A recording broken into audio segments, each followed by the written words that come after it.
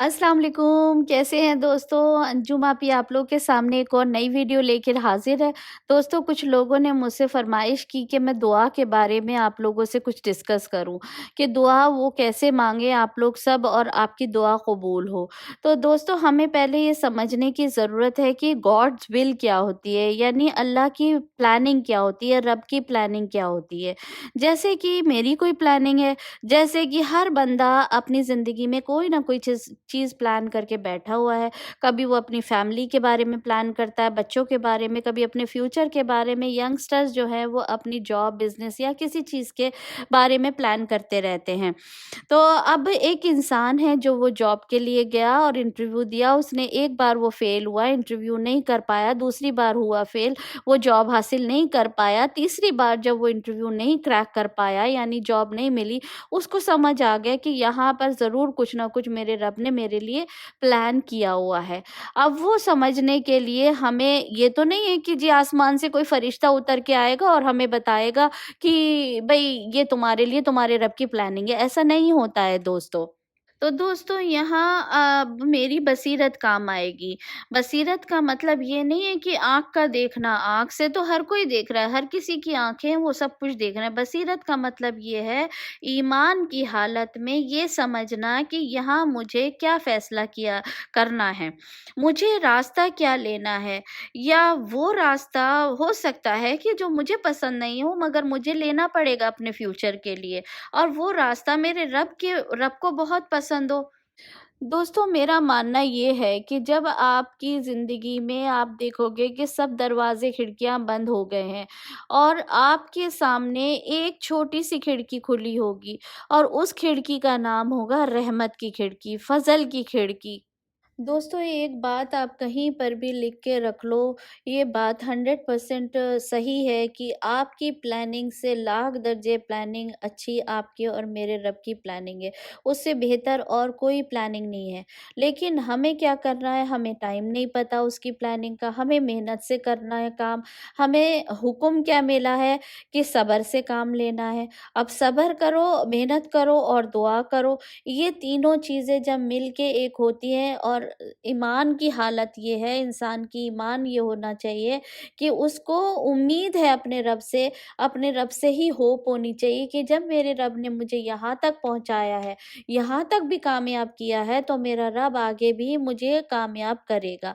आप लोगों के साथ मेरे दोस्तों एक बाइबल का कोट शेयर करती हूँ, उसमें है कि खटखटाओ, दरवाज़ा खोल दिया जाएगा।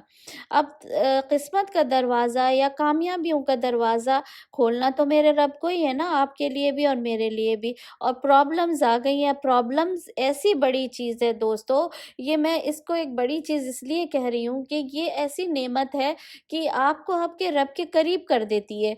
आपके रब के करीब जिस इंसान को कर दिया, उसने उसका दोस्त बना दिया और उसकी आँखों में आँसू ला दिए, तो इससे बड़ी और क्या चीज़ हो सकती है। और आपके रब को ये चीज़ सबसे ज़्यादा पसंद है।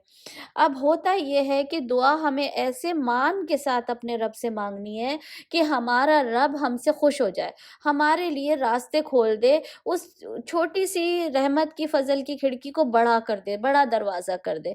तो अब हमें करना ये होगा, हमें अपने रब के साथ मान से माँगना होगा।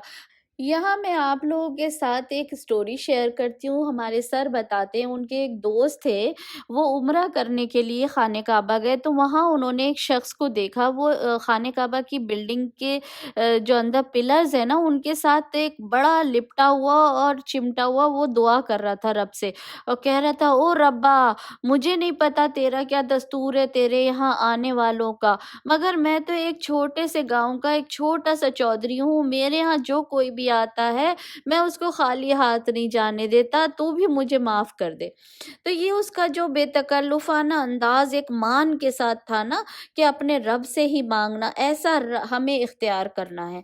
हमें उसके प्रोटोकॉल को पूरा करना है, अपने दिल को साफ़ करना है, अपनी गलतियों को देखना है कि हम झूठ कितना बोलते हैं, क्योंकि दोस्तों ये हर झूठ बोलने वाले को पता होता है कि वो झूठ बोल रहा है।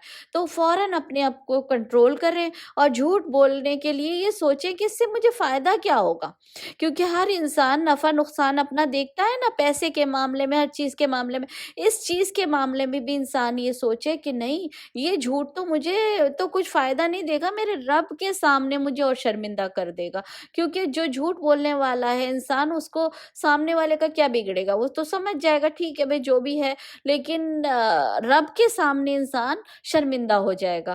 تو انسان کو اپنی نا شرم جو ہے نا اپنے رب کے سامنے بچانی چاہیے۔ تو ایک بات اور یاد رکھیں، قرآن کی ایک آیت ہے مجھے بہت اچھی لگتی ہے، سورہ رحمان کی ہے وہ، کہ کیا احسان کا بدلہ احسان کے علاوہ کچھ اور ہو سکتا ہے؟ یہ مجھے اتنی زیادہ خوبصورت لگتی ہے آیت، حالانکہ میں کوئی عالم نہیں ہوں، کچھ نہیں ہوں، عالم لوگ زیادہ اس سے بتا سکتے ہیں، لیکن یہ میرا ایک ذاتی تجربہ ہے کہ مجھے واقعی یہ چیز بہت اچھی لگتی ہے۔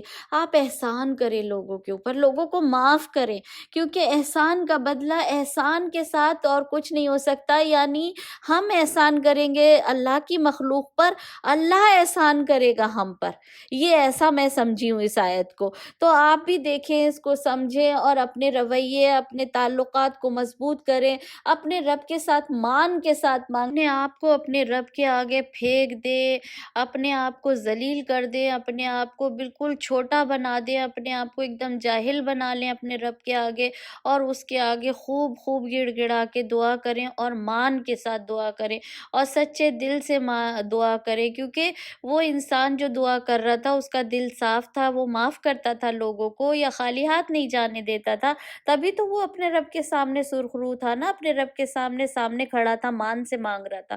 یہی ایک طریقہ ہے جو ہم سب کو اختیار کرنا چاہیے۔ دوستو، یہ چھوٹی سی کوشش تھی میری کہ میں آپ لوگوں کی فرمائش کو پورا کر سکوں۔ مانگنے کے لیے کوئی ایسا راکٹ سائنس نہیں ہے کہ آپ کے سامنے، آپ کو اپنے رب کے سامنے کوئی بہت زیادہ ایسی تمہیدیں باندھنے کی ضرورت ہے۔ آپ کا رب آپ کو سنتا ہے، آپ کا رب آپ کو دینے کے لیے کھڑا ہے، آپ اس کے ساتھ مان کے ساتھ مانگیے۔ بس یہ تھی میری چھوٹی سی باتیں، امید ہے آپ سب لوگوں کو پسند آئیں گی۔ آپ میرے چینل کو سبسکرائب کیجئے، مجھے انکریج کیجئے، شیئر کیجئے، لائک کیجئے میرے چینل کو، اور فیس بک پیج کو بھی جوائن کیجئے۔ Till the next time, see you, bye bye, take care.